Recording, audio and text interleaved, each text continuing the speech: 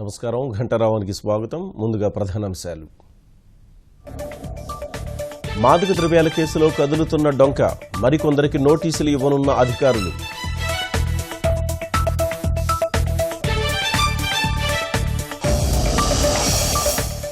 ఏపీలో గణనీయంగా సౌర విద్యుదుత్పత్తి, బొగ్గు ప్లాంట్ల పాక్షిక మూసివేతకు సర్కారు నిర్ణయం.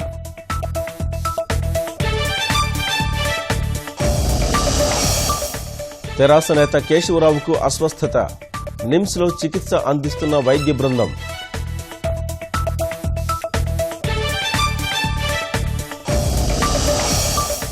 రాష్ట్రపతి ఎన్నికలో భారీగా క్రాస్ ఓటింగ్, కోవింద్కు ఓటేసిన 116 మంది విపక్ష ఎంపీలు, ఎమ్మెల్యేలు.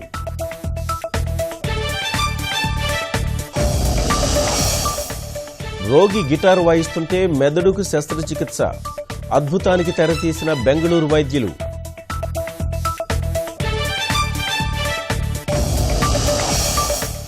మహిళల ప్రపంచ కప్ ఫైనల్లో భారత్, సెమీస్లో ఆస్ట్రేలియాపై అద్భుత విజయం.